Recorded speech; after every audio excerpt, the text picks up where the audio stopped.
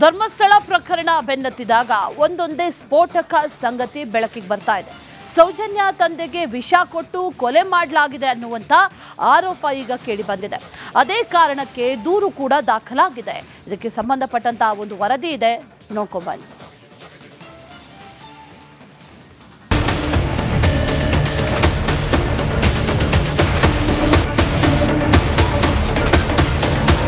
ಸೌಜನ್ಯ ಆ ಕಗ್ಗತ್ತಲ ರಾತ್ರಿಯಲ್ಲಿ ಅದ್ಯಾವನೋ ರಾಕ್ಷಸನ ಕೈಗೆ ಸಿಲುಕಿ ನರಕ ಕಂಡು ಸಾವಿನ ಮನೆ ಸೇರಿ ಈಗಲೂ ನ್ಯಾಯಕ್ಕಾಗಿ ಅಂಗಲಾಚುತ್ತಿದ್ದಾಳೆ. ದುರಂತ ಅಂದ್ರೆ ಆ ರಾತ್ರಿ ಏನಾಯ್ತು ಅಂತ ಹೇಳೋಕೆ ಸೌಜನ್ಯ ಇಲ್ಲ. ಹಂತಕ ಯಾರು ಅಂತ ಯಾರಿಗೂ ಗೊತ್ತಿಲ್ಲ. ಆ ಮಂಜುನಾಥ ಮತ್ತು ಅಣ್ಣಪ್ಪ ಸ್ವಾಮಿ ಕಾಲ ಬಂದಾಗ್ಲೇ ಉತ್ತರ ಕೊಡ್ತಾರೆ ಅಂತ ಭಕ್ತಗಣ ಕಾಯುತ್ತಿದೆ. ಇದರ ಮಧ್ಯೆ ಸೌಜನ್ಯ ಮನೆಯಲ್ಲಿ ಮತ್ತೊಂದು ಕೊಲೆ ಆಗಿದೆ ಎಂಬ ಆರೋಪ ಕೇಳಿ ಬಂದಿದೆ. ಸೌಜನ್ಯ ಅಪ್ಪನನ್ನು ಕೊಲೆ ಮಾಡಲಾಯಿತಾ? ತಾಯಿ ಕುಸುಮಾವತಿ ಹೇಳಿಕೆಯಿಂದ ಡೌಟ್.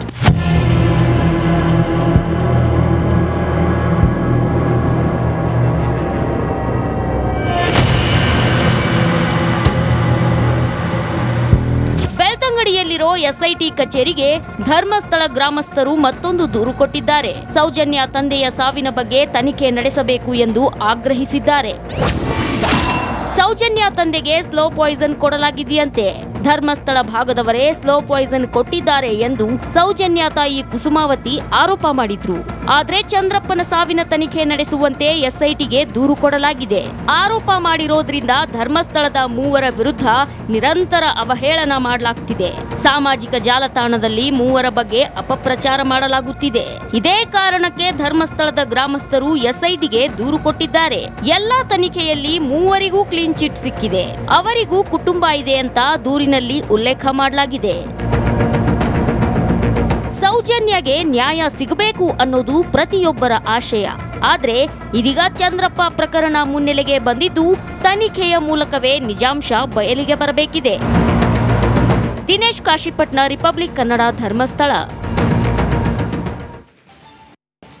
ಧರ್ಮಸ್ಥಳ ಪ್ರಕರಣ ಬೆನ್ನತ್ತಿದಾಗ ಒಂದೊಂದೇ ಸ್ಫೋಟಕ ಸಂಗತಿ ಬೆಳಕಿಗೆ ಬರ್ತಾ ಇದೆ. ಸೌಜನ್ಯ ತಂದೆಗೆ ವಿಷ ಕೊಟ್ಟು ಕೊಲೆ ಮಾಡಲಾಗಿದೆ ಅನ್ನುವಂತ ಆರೋಪ ಈಗ ಕೇಳಿ ಬಂದಿದೆ. ಅದೇ ಕಾರಣಕ್ಕೆ ದೂರು ಕೂಡ ದಾಖಲಾಗಿದೆ. ಇದಕ್ಕೆ ಸಂಬಂಧಪಟ್ಟಂತ ಒಂದು ವರದಿ ಇದೆ, ನೋಡ್ಕೊಂಬನ್ನಿ.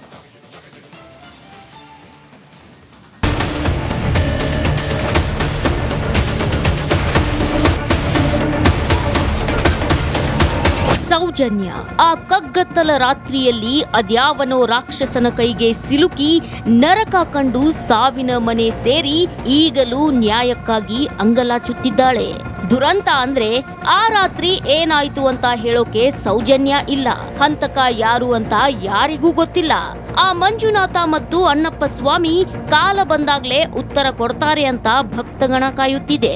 ಇದರ ಮಧ್ಯೆ ಸೌಜನ್ಯ ಮನೆಯಲ್ಲಿ ಮತ್ತೊಂದು ಕೊಲೆ ಆಗಿದೆ ಎಂಬ ಆರೋಪ ಕೇಳಿ ಬಂದಿದೆ. ಸೌಜನ್ಯ ಅಪ್ಪನನ್ನು ಕೊಲೆ ಮಾಡಲಾಯಿತಾ? ತಾಯಿ ಕುಸುಮಾವತಿ ಹೇಳಿಕೆಯಿಂದ ಡೌಟ್.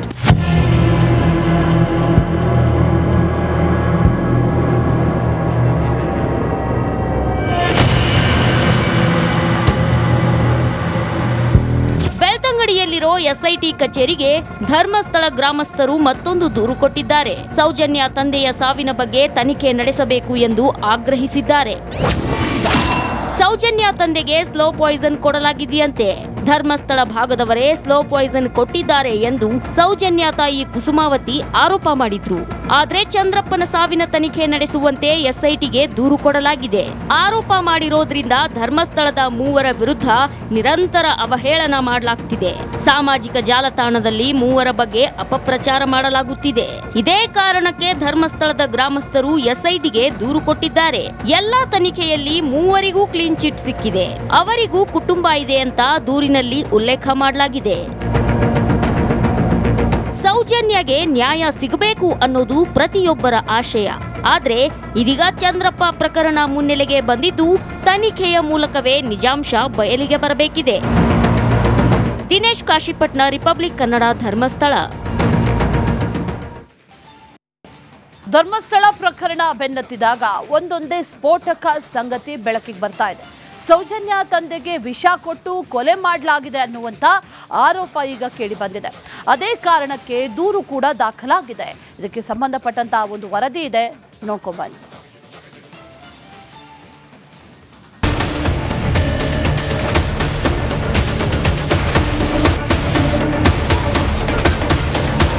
ಸೌಜನ್ಯ ಆ ಕಗ್ಗತ್ತಲ ರಾತ್ರಿಯಲ್ಲಿ ಅದ್ಯಾವನೋ ರಾಕ್ಷಸನ ಕೈಗೆ ಸಿಲುಕಿ ನರಕ ಕಂಡು ಸಾವಿನ ಮನೆ ಸೇರಿ ಈಗಲೂ ನ್ಯಾಯಕ್ಕಾಗಿ ಅಂಗಲಾಚುತ್ತಿದ್ದಾಳೆ.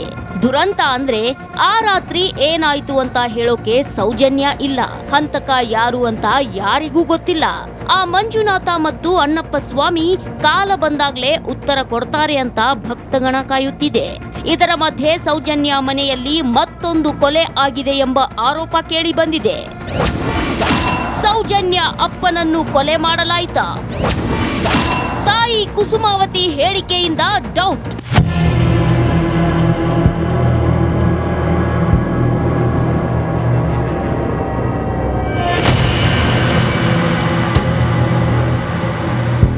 ಬೆಳ್ತಂಗಡಿಯಲ್ಲಿರೋ ಎಸ್ಐಟಿ ಕಚೇರಿಗೆ ಧರ್ಮಸ್ಥಳ ಗ್ರಾಮಸ್ಥರು ಮತ್ತೊಂದು ದೂರು ಕೊಟ್ಟಿದ್ದಾರೆ. ಸೌಜನ್ಯ ತಂದೆಯ ಸಾವಿನ ಬಗ್ಗೆ ತನಿಖೆ ನಡೆಸಬೇಕು ಎಂದು ಆಗ್ರಹಿಸಿದ್ದಾರೆ. ಸೌಜನ್ಯ ತಂದೆಗೆ ಸ್ಲೋ ಪಾಯ್ಸನ್ ಕೊಡಲಾಗಿದೆಯಂತೆ. ಧರ್ಮಸ್ಥಳ ಭಾಗದವರೇ ಸ್ಲೋ ಪಾಯ್ಸನ್ ಕೊಟ್ಟಿದ್ದಾರೆ ಎಂದು ಸೌಜನ್ಯ ತಾಯಿ ಕುಸುಮಾವತಿ ಆರೋಪ ಮಾಡಿದ್ರು. ಆದ್ರೆ ಚಂದ್ರಪ್ಪನ ಸಾವಿನ ತನಿಖೆ ನಡೆಸುವಂತೆ ಎಸ್ಐಟಿಗೆ ದೂರು ಕೊಡಲಾಗಿದೆ. ಆರೋಪ ಮಾಡಿರೋದ್ರಿಂದ ಧರ್ಮಸ್ಥಳದ ಮೂವರ ವಿರುದ್ಧ ನಿರಂತರ ಅವಹೇಳನ ಮಾಡಲಾಗ್ತಿದೆ. ಸಾಮಾಜಿಕ ಜಾಲತಾಣದಲ್ಲಿ ಮೂವರ ಬಗ್ಗೆ ಅಪಪ್ರಚಾರ ಮಾಡಲಾಗುತ್ತಿದೆ. ಇದೇ ಕಾರಣಕ್ಕೆ ಧರ್ಮಸ್ಥಳದ ಗ್ರಾಮಸ್ಥರು ಎಸ್ಐಟಿಗೆ ದೂರು ಕೊಟ್ಟಿದ್ದಾರೆ. ಎಲ್ಲಾ ತನಿಖೆಯಲ್ಲಿ ಮೂವರಿಗೂ ಕ್ಲೀನ್ ಚಿಟ್ ಸಿಕ್ಕಿದೆ. ಅವರಿಗೂ ಕುಟುಂಬ ಇದೆ ಅಂತ ದೂರಿನಲ್ಲಿ ಉಲ್ಲೇಖ ಮಾಡಲಾಗಿದೆ. ಸೌಜನ್ಯಗೆ ನ್ಯಾಯ ಸಿಗಬೇಕು ಅನ್ನೋದು ಪ್ರತಿಯೊಬ್ಬರ ಆಶಯ. ಆದ್ರೆ ಇದೀಗ ಚಂದ್ರಪ್ಪ ಪ್ರಕರಣ ಮುನ್ನೆಲೆಗೆ ಬಂದಿದ್ದು ತನಿಖೆಯ ಮೂಲಕವೇ ನಿಜಾಂಶ ಬಯಲಿಗೆ ಬರಬೇಕಿದೆ. ದಿನೇಶ್ ಕಾಶಿಪಟ್ನ, ರಿಪಬ್ಲಿಕ್ ಕನ್ನಡ, ಧರ್ಮಸ್ಥಳ. ಧರ್ಮಸ್ಥಳ ಪ್ರಕರಣ ಬೆನ್ನತ್ತಿದಾಗ ಒಂದೊಂದೇ ಸ್ಫೋಟಕ ಸಂಗತಿ ಬೆಳಕಿಗೆ ಬರ್ತಾ ಇದೆ. ಸೌಜನ್ಯ ತಂದೆಗೆ ವಿಷ ಕೊಟ್ಟು ಕೊಲೆ ಮಾಡಲಾಗಿದೆ ಅನ್ನುವಂಥ ಆರೋಪ ಈಗ ಕೇಳಿ ಬಂದಿದೆ. ಅದೇ ಕಾರಣಕ್ಕೆ ದೂರು ಕೂಡ ದಾಖಲಾಗಿದೆ.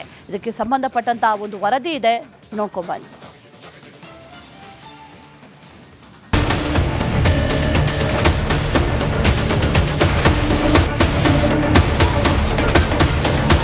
ಸೌಜನ್ಯ ಆ ಕಗ್ಗತ್ತಲ ರಾತ್ರಿಯಲ್ಲಿ ಅದ್ಯಾವನೋ ರಾಕ್ಷಸನ ಕೈಗೆ ಸಿಲುಕಿ ನರಕ ಕಂಡು ಸಾವಿನ ಮನೆ ಸೇರಿ ಈಗಲೂ ನ್ಯಾಯಕ್ಕಾಗಿ ಅಂಗಲಾಚುತ್ತಿದ್ದಾಳೆ. ದುರಂತ ಅಂದ್ರೆ ಆ ರಾತ್ರಿ ಏನಾಯ್ತು ಅಂತ ಹೇಳೋಕೆ ಸೌಜನ್ಯ ಇಲ್ಲ. ಹಂತಕ ಯಾರು ಅಂತ ಯಾರಿಗೂ ಗೊತ್ತಿಲ್ಲ. ಆ ಮಂಜುನಾಥ ಮತ್ತು ಅಣ್ಣಪ್ಪ ಸ್ವಾಮಿ ಕಾಲ ಬಂದಾಗ್ಲೇ ಉತ್ತರ ಕೊಡ್ತಾರೆ ಅಂತ ಭಕ್ತಗಣ ಕಾಯುತ್ತಿದೆ. ಇದರ ಮಧ್ಯೆ ಸೌಜನ್ಯ ಮನೆಯಲ್ಲಿ ಮತ್ತೊಂದು ಕೊಲೆ ಆಗಿದೆ ಎಂಬ ಆರೋಪ ಕೇಳಿ ಬಂದಿದೆ. ಸೌಜನ್ಯ ಅಪ್ಪನನ್ನು ಕೊಲೆ ಮಾಡಲಾಯಿತಾ? ತಾಯಿ ಕುಸುಮಾವತಿ ಹೇಳಿಕೆಯಿಂದ ಡೌಟ್.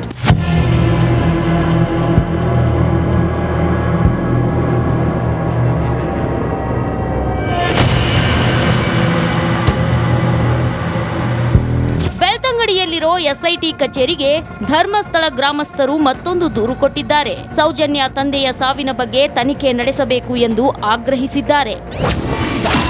ಸೌಜನ್ಯ ತಂದೆಗೆ ಸ್ಲೋ ಪಾಯ್ಸನ್ ಕೊಡಲಾಗಿದೆಯಂತೆ. ಧರ್ಮಸ್ಥಳ ಭಾಗದವರೇ ಸ್ಲೋ ಪಾಯ್ಸನ್ ಕೊಟ್ಟಿದ್ದಾರೆ ಎಂದು ಸೌಜನ್ಯ ತಾಯಿ ಕುಸುಮಾವತಿ ಆರೋಪ ಮಾಡಿದ್ರು.